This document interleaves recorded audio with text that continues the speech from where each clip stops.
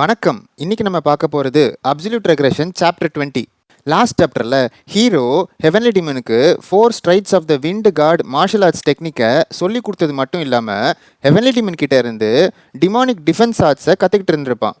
அதுக்கப்புறம் வீட்டுக்கு வந்த ஹீரோ லீஹான் கிட்ட பாடி பெட்ரிஃபிகேஷன் மார்ஷல் ஆர்ட்ஸோட சைடு எஃபெக்டை கண்டிப்பாக சரி பண்ணுவேன்னு சொல்லியிருப்பான். ஹீரோ ஹெவன்லி டிமன் கிட்ட நம்ம டிமானிக் கல்ட்டு மாறியே ஆகணும், ஒருத்தரை ப்ரொடெக்ட் பண்ணுறதுக்காக இன்னொருத்தர் எந்த சாக்ரிஃபைஸும் பண்ண தேவையில்லை, அப்போ தான் நம்ம டிமானிக் கல்ட்டில் இருக்கிற மக்கள் அவங்க விருப்பப்படி வாழ முடியும்னு சொன்னதா லீஹான் கிட்ட சொல்கிறான். இதை கேட்ட லீஹான் ஹீரோக்கு எப்படி இதெல்லாம் தெரியும்னு ஆச்சரியமாக பார்த்துக்கிட்டு இருப்பா. அப்போது ஹீரோ, லீஹான் நான் சொல்கிறத கவனமாக கேளு, இந்த நிமிஷத்துலேருந்து உன்னை என்னோட கார்டு பொசிஷன்லேருந்து தூக்குறேன் அப்படின்னு சொல்கிறான்.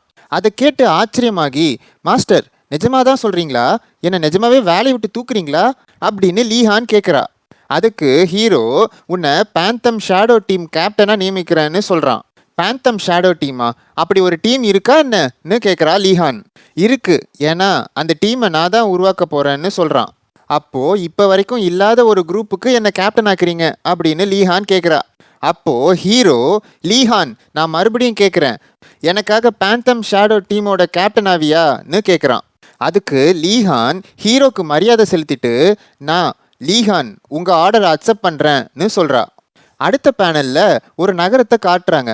அங்கே ஹீரோ ஒரு நார்மல் வாரியர் மாதிரி ட்ரெஸ் பண்ணிவிட்டு ஒரு கும்பலோட வெயிட் பண்ணிக்கிட்டு இருக்கான். ஹீரோ யோசிக்கிறான், லீஹான் கிட்ட நான் ஒரு குரூப்பை எனக்கு கீழே உருவாக்க போகிறேன்னு சொல்லிட்டேன், ஆனால் அது சாதாரண விஷயம் கிடையாது. ஒரு பெரிய ஆர்கனைசேஷனை ரன் பண்ணணுன்னா அதுக்கு பணம் தேவை. அந்த பணத்துக்காக நான் என்னோட கடந்த காலத்தில் நடந்த ஒரு விஷயத்தை பயன்படுத்திக்க போகிறேன்னு. அப்போது அந்த குரூப்லேருந்து ஒருத்தர், நான் தான் யாங் டாங், இந்த மிஷனை லீட் பண்ணுறதுக்கு என்ன தான் அப்பாயிண்ட் பண்ணியிருக்காங்க. இந்த மிஷனுக்கு நிறைய பணம் கொடுக்கறதுனால அந்த அளவுக்கு இது ஆபத்தானது. அதனால் எல்லாரும் ஷார்ப்பாக இருங்க. யாராவது ஏதாச்சும் முட்டாள்தனமாக பண்ணணும்னு நினச்சிங்கன்னா அவங்க என் கையால் தான் சாவிங்க. ஹீரோவை பார்த்து, நீ தானே இந்த மிஷனுக்காக புதுசாக ஜாயின் பண்ணவன், வாரியர் சியோ ரெக்கமெண்டேஷன்லன்னு கேட்குறான். அதுக்கு ஹீரோ ஆமான்னு சொல்கிறான். ஹீரோவை பார்த்து, உன்னோட ஸ்கில்ஸை நம்பலாமான்னு கேட்குறான். உங்களை நான் என்னோட கத்தியால் வெட்டுனா அப்போ நீங்கள் ஒத்துப்பீங்களான்னு கேட்குறான் ஹீரோ. அதுக்கு யாங்டாங், ரொம்ப தலகணத்தில் ஆடாதப்பா, இந்த உலகத்தில் தலகணத்தில் ஆடுறவங்களோட தலை தான் முதல்ல பறக்கும்னு சொல்கிறான். ஹீரோ, உங்கள் ஆர்டர்ஸை நல்லபடியாக ஃபாலோ பண்ணுறேன், நீங்கள் கவலைப்படாதீங்க, எவ்வளோ பணம் கொடுக்குறீங்களோ அந்த அளவுக்கு நான் வேலை பார்ப்பேன்னு சொல்கிறான். அதுக்கு உன் மேலே ஒரு கண்ணு வச்சுருப்பேன், எப்பவும் பார்த்து நடந்துக்கன்னு சொல்லிட்டு கிளம்புறான் யாங்டாங். ஹீரோ அங்கே இருந்த ஒரு அம்மாவையும் பொண்ணையும் பார்க்குறான். இந்த மிஷன் என்னன்னா இவங்க 2 பேரையும் சேஃபாக நான் பிங் அப்படின்ற ஊருக்கு கூட்டிகிட்டு போகிறது தான். ஹீரோவோட கடந்த காலத்தில் இவங்க 2 பேரும் இறந்துருப்பாங்க. இந்த வாட்டி இவங்களை காப்பாற்றணும்னு முடிவு பண்ணியிருக்கான் ஹீரோ. அங்கே இருந்த குட்டி பொண்ணை பார்த்து ஹீரோ கையசைக்கிறான். அதை பார்த்து சிரிச்சுக்கிட்டு அந்த பொண்ணு அவங்க அம்மா கூட வண்டிக்குள்ளே போகுது. ரொம்ப நேரம் அவங்க ட்ராவல் பண்ணதுக்கு அப்புறமா இருட்ட போகிறதுனால இந்த இடத்துல ரெஸ்ட் எடுக்கலான்னு அறிவிக்கிறான் யாங்டாங். அடுத்து எங்கே ரெஸ்ட் எடுப்போன்றது தெரியாது, அதனால் நான் கொடுக்கறத சாப்பிடுங்க இப்போன்னு எல்லாருக்கும் சாப்பாடு கொடுக்குறான். எல்லாரும் அங்கங்கே தீப்பந்தத்தை ஏற்றிட்டு கொடுத்த சாப்பாடை சாப்பிட்டுட்டு இருக்காங்க. ஹீரோவும் தனியாக ஒரு கல்லில் உட்கார்றான். ஹீரோ கடந்த காலத்தில் கேள்விப்பட்டது என்னன்னா, ஒரு கொள்ளடிக்கிற கும்பல் இவங்களை வழிமறித்து எல்லாரையும் கொன்னுட்டதாகவும் யாரோட உடம்பும் கிடைக்காததுனால எப்படி கொல்லப்பட்டாங்கன்ற விஷயம் தெரியலன்றத யோசிச்சுட்டு இருந்தான். அப்போது திடீர்னு அங்கே இருக்கிற ஒவ்வொருத்தரும் ரத்தம் கக்கி கீழே விழ ஆரம்பிக்கிறாங்க. இதை பார்த்து அதிர்ச்சியான ஹீரோ, விஷமா, நான் மட்டும் எப்படி ஒழுங்காக இருக்கேன்னு அவனையே அவன் கேட்டுக்கிறான். அப்போது அந்த இடத்துக்கு யாங்டாங் நடந்து வரான். ஹீரோக்கு அப்போ தான் புரியுது சாப்பாட்டில் இவன் விஷத்தை கலந்துட்டான்னு. உன்னோட சாப்பாடை நான் சாப்பிடலன்னு சொல்கிறான் ஹீரோ. அதுக்கு யாங்டாங் கத்தியை வெளியே எடுத்துட்டு, உன்னை பார்த்தா பாவமாக இருக்குது, இதுக்கு நீ விஷத்தை சாப்பிட்டே செத்து போயிருக்கலான்னு சொல்கிறான். அங்கே இறந்து போனவங்களை பார்த்து பாவப்பட்டுட்டு யாரும் லீடரே சாப்பாட்டில் விஷத்தை கலந்துருப்பான்றத நம்பியிருக்க மாட்டாங்கன்னு நினைக்கிறான். எவ்வளோ பரிதாபமான வாழ்க்கை உன்னோடது, உன்னோட கூட்டாளிகளை கொன்னுட்டு அதுலேருந்து கிடைக்கிற பணத்தை வச்சு நீ என்ன பண்ண போறன்னு கேட்குறான் ஹீரோ. அதுக்கு வேற என்ன, என்னால் நிறைய பண்ண முடியும், தண்ணி, பொண்ணு, இந்த மாதிரி நிறைய சொல்லிட்டு போகலான்னு சொல்கிறான். இவ்வளோ பேரை அதுக்காகவா கொன்னன்னு கேட்குறான் ஹீரோ. அதுக்கு, டேய் முட்டாள், முதல்ல உன்னோட உயிரை பற்றி கவலைப்படுறான்னு சொல்கிறான் யாங்டாங். அப்போது எல்லாம் முடிஞ்சிருச்சு போல அப்படின்னு ஒரு குரல் கேட்குது.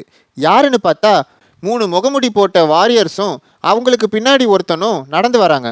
ஹீரோ அவங்கள பார்த்த உடனே கண்டுபிடிச்சிட்டான் இவங்கெல்லாம் ப்ராப்பராக மார்ஷல் ஆர்ட்ஸ் கற்றுக்கிட்டவங்கன்னு. அவங்கள பார்த்து யாங்டாங் அதுக்குள்ளே வந்துட்டீங்களான்னு கேட்குறான். அந்த கூட்டத்தோட தலைவன் குதிரை வண்டியை விட்டு வெளியில் வரீங்களா இல்லை வண்டியை மொத்தமாக கொளுத்துட்டுமான்னு கத்துறான். அதை கேட்டதும் வண்டிக்குள்ளே இருந்த அம்மாவும் பொண்ணும் வெளியில் வராங்க.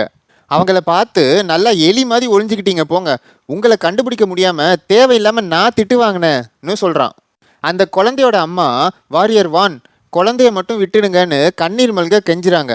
இந்த சைனீஸ் மூஞ்சி பேர் தான் வாரியர் வான்.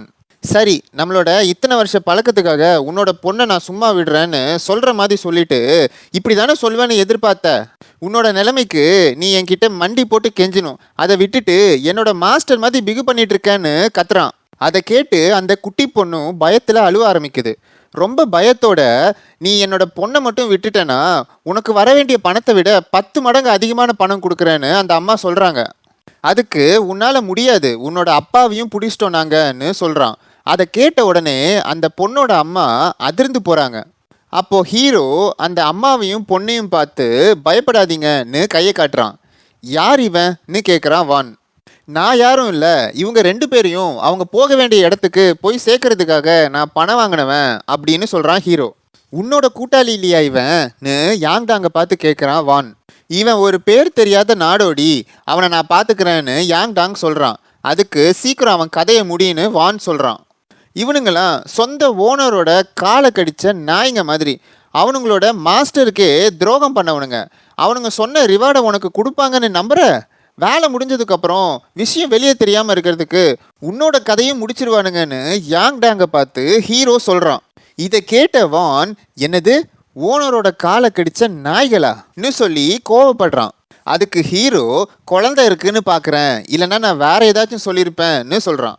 யார் அந்த பைத்தியக்காரன், எவ்வளோ தைரியம் இருந்தா வெறும் நாடோடி நீ என்கிட்ட எப்படி இப்படி பேசலான்னு வான் கேட்குறான்.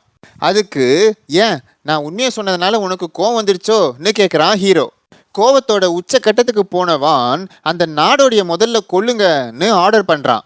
அதுக்கு ஹீரோ, கேட்டியா, என்னை முதல்ல கொல்ல போகிறாங்களாம், அப்போ அடுத்து நீயான்னு யாங்டாங்கை பார்த்து கேட்குறான். என்னன்னு யாங்டாங் திரும்பி பார்க்கறதுக்குள்ள பின்னாடி இருந்த வான் ஒரு கத்தியை யாங்டாங்கோட கழுத்தில் வீசி அவனை கொல்லுறான். இந்த முட்டாளுக்கு போய் இவ்வளோ பெரிய பொறுப்பு கொடுத்தேன் பாருன்னு யாங்டாங்கை பார்த்து வான் சொல்கிறான். செத்துப்போன யாங்டாங்கை பார்த்து பணத்துக்காக துரோகம் பண்ணுறவனோட முடிவு இப்படி தான் இருக்கும்னு சொல்கிறான். இதோட சாப்டர் 20 முடிவடைகிறது. அடுத்த சாப்டர் ஃபுல் ஆக்ஷன் பேக்காக இருக்க போகுதுன்னு நினைக்கிறேன். உங்களுக்கு இந்த சாப்டர் பிடிச்சிருந்தா மறக்காமல் இந்த வீடியோவை லைக் பண்ணுங்கள். மிஸ்டிக் ஸ்டோரிஸ் தமிழ் சேனலை சப்ஸ்கிரைப் பண்ணிக்கோங்க. நெக்ஸ்ட் சாப்டரில் மீட் பண்ணலாம். நன்றி, வணக்கம்.